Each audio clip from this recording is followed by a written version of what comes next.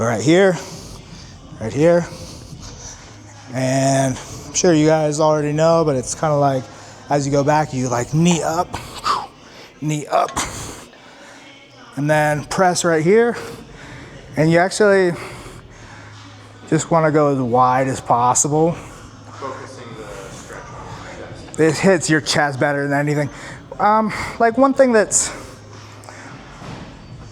kind of, you could stop right here because there's really no resistance right here, which actually makes cables a little superior if you can set up a cable system. Because yeah, right here there's nothing. So I just go to right here. I just love dumbbells though. So right here, like you're hugging a barrel. And also notice like on the way down is when you want to inhale and then exhale. I usually go a bit heavier, but yeah. These are 40. I would usually go up to like maybe 70, but heavier is not always better. Especially if you can get a really good mind to muscle. Exactly. Because otherwise you might just be throwing in your traps and other muscles, creating further imbalances. Our goal is to just get the target muscle. You're throwing in little exercises in between. Yeah. The weights in your hand. That's kind of how I like to do things. I know it might not be optimal, but if I hit like 3 sets of different chest things and my chest feels fried, you could wait around for 5 minutes for your chest, or while you're waiting, you could go do 2 sets of pull-ups. It's kind of like, why not? Yeah, like almost like a superset, a mini superset rest. Yeah, exactly. And then you're continuously stimulating, because exercise will it'll lower the myostatin hormone. Not a lot of people dig that deeply into exercise, but myostatin is the hormone that we've evolved to have. That myostatin limits the amount of muscle the body can hold. It helped us when we were cavemen so that we could run further, because having a lot of muscle is expensive, and it makes you really get out of breath. There's that myostatin gene therapy now. Is there really? I'll take it. Well, sign me up. Turn off the camera. Sign me up. They're saying. I'll take it. So it's like a daily injection type thing. It's Really? only active for 30 minutes though. So Interesting. You have to do a lot of injections. Oh, every 30 minutes? But hey, you'll be jacked, dude.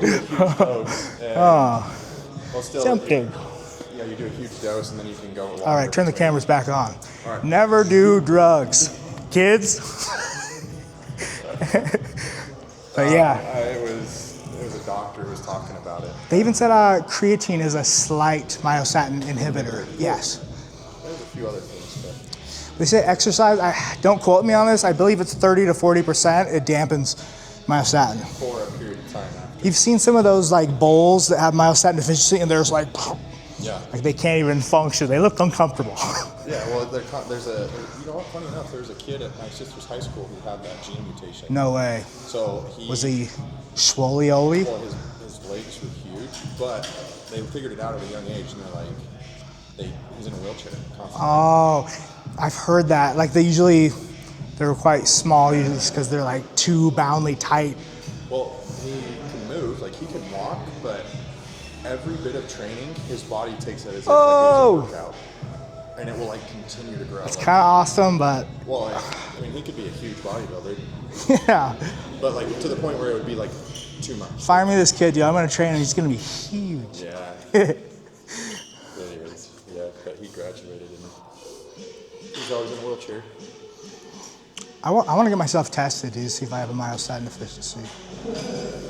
I don't know what you can do about it though. But probably not. I've just been training forever. I grew up wrestling too. Doesn't hurt. Like your upper back is like your working muscle. Like that's a muscle you can hit every day, except Thursday. Thursday's the Lord's Day. I'm not sure how usable this is going to be. I wonder if it's going to have to be something that we can use this footage of you doing things.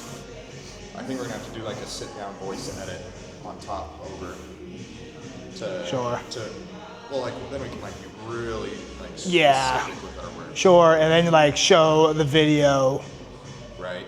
with words overlapped. I don't know. I think that would be a little bit. I'm trying to have this be super easy to consume. Time under tension is such a big thing too. Yeah, let's explain. Just that. like time under Do it with tension. biceps real quick. Like explain, Yeah. like no time under tension. That's just an ego lifting. Yeah, that's what can distinguish between like, oh, you could go way heavier, but then you're getting less time under tension. You should almost think of it. You have freaks who are out there who still can get jacked without focusing on that. So, is it important? Sure. Yeah.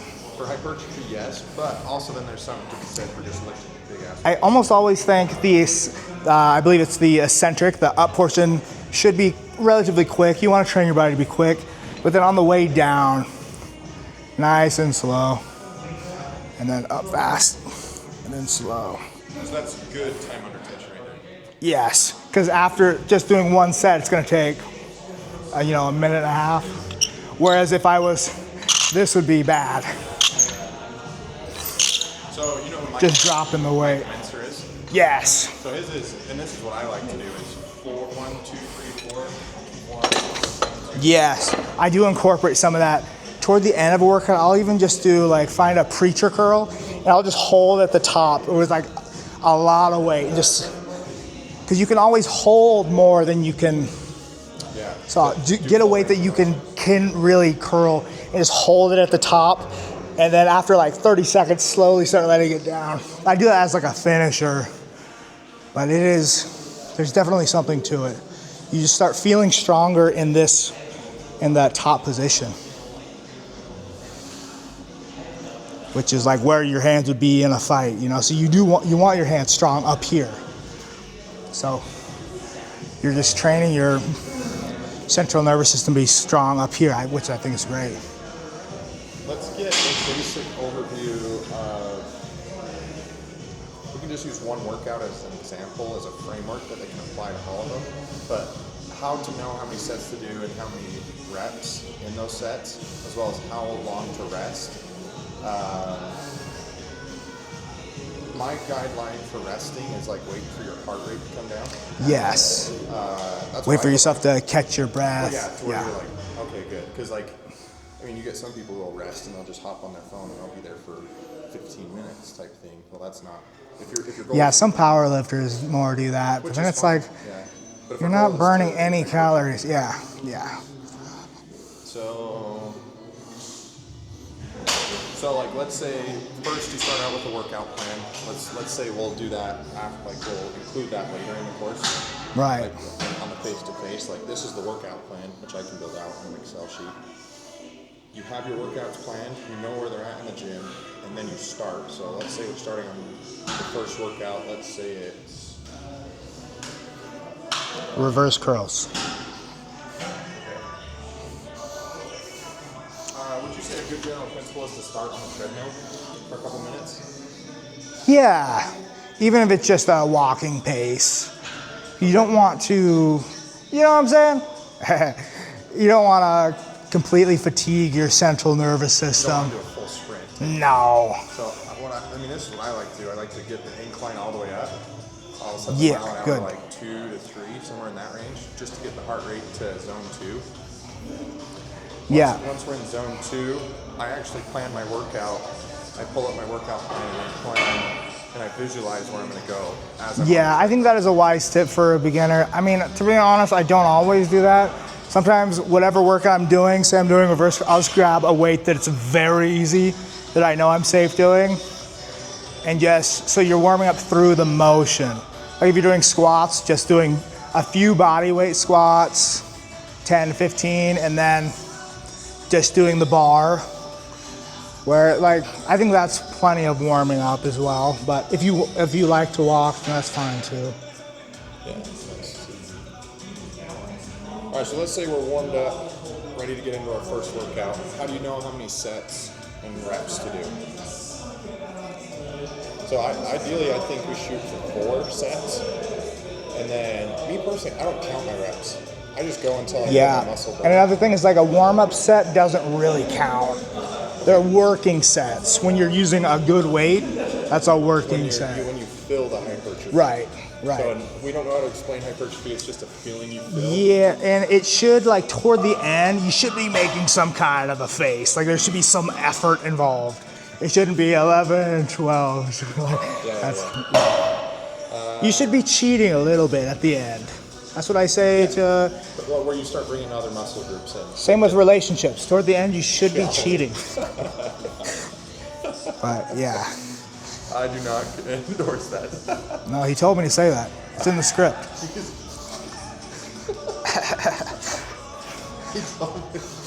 Dude, I love reverse curl. I don't see enough people doing reverse curls. And you don't want to use your thumbs either. Thumb is like it's probably the strongest digit, so it takes a lot of pressure off. But they give you huge meaty forearms, and it still hits the biceps good too. He told me to say that.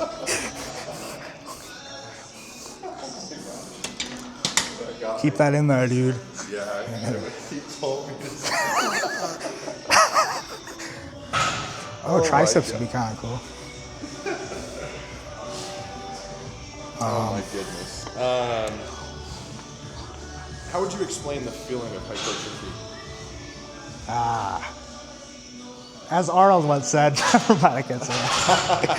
The feeling is better than bleep. I would say it's like you feel like a burn, like a fire sensation, and you just kind of, you'll learn to go, you might think something's bad, like something you're getting hurt, but it is like if there's a good pain, there's bad pain. It should feel kind of fiery, and just do, that's when you really start counting. You just do like 5 past that burn. What's cool and what I've come to learn is like that's your muscles breaking down, which is hypertrophy, also expanding.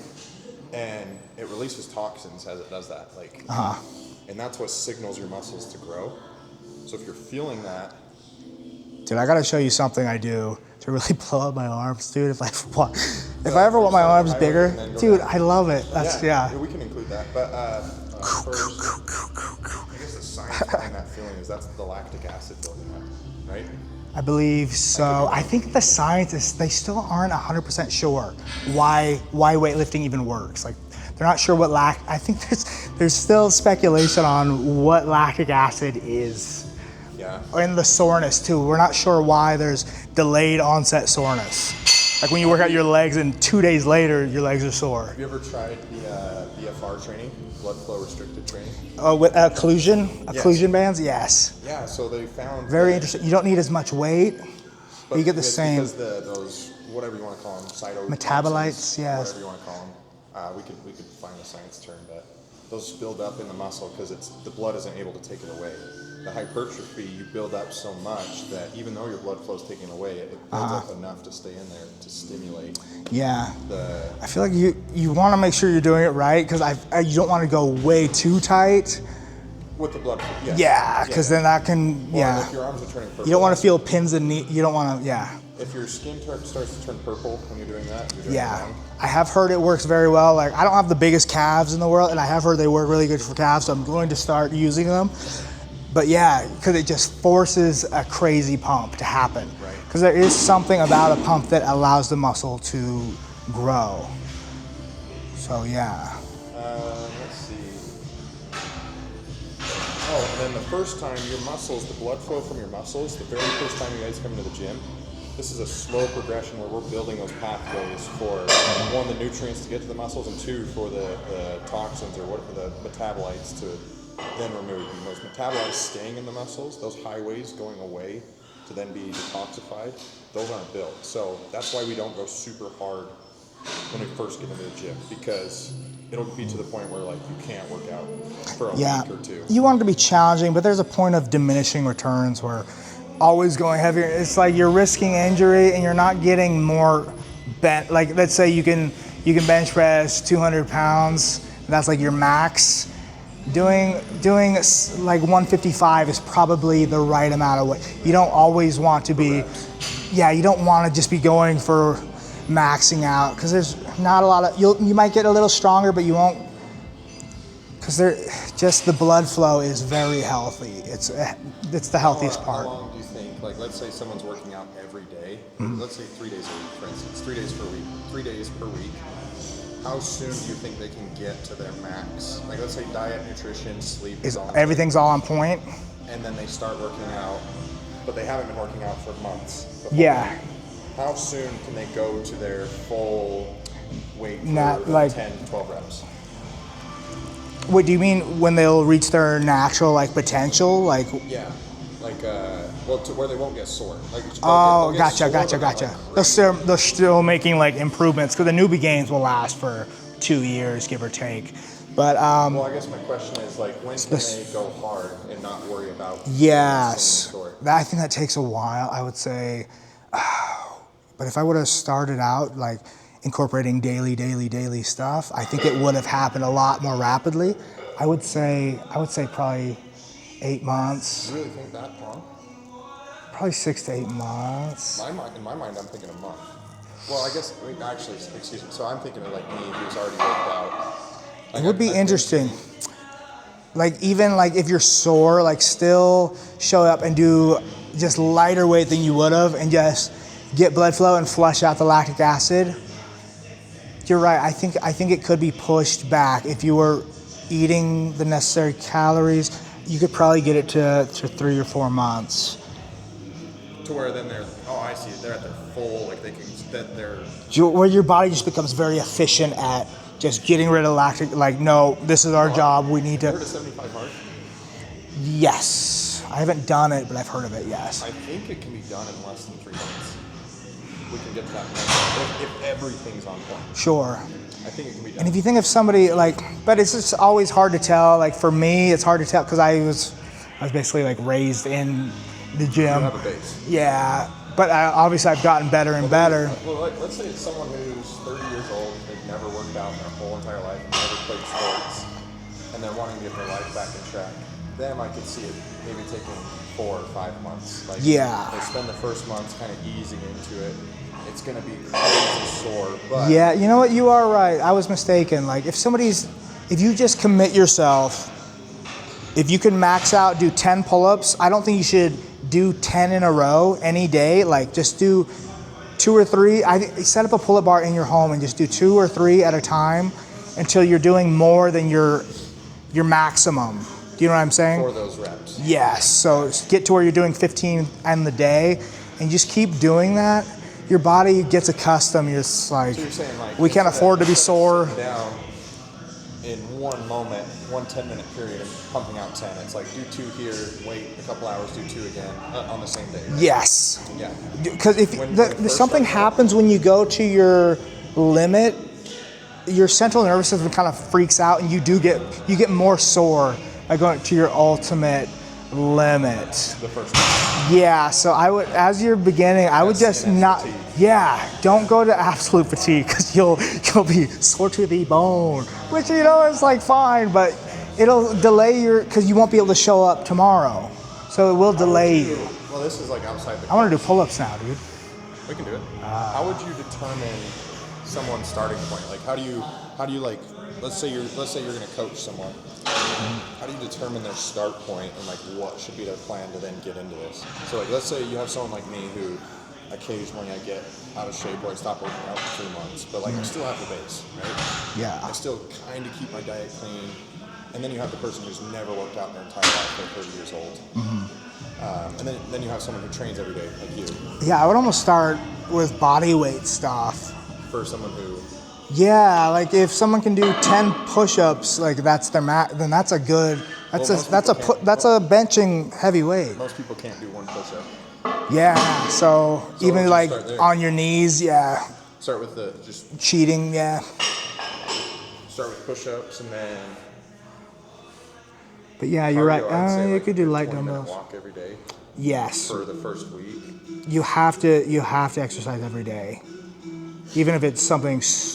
Just cardio. but Yes, minimum walking, 2 yeah. times a week. and eventually you get to the point where then you can do cardio and lifting every day. Yeah, buddy. And then the diet, nutrition, supplements, making sure your blood work is good. All that is just in supplementation to it to help support. Yeah, if you're incredibly sore, that could hint that you're not getting enough protein as well. The essential amino acids. Right, which is what protein breaks down into. Yeah, buddy. Yeah. Sweet. That's module 1. We did it?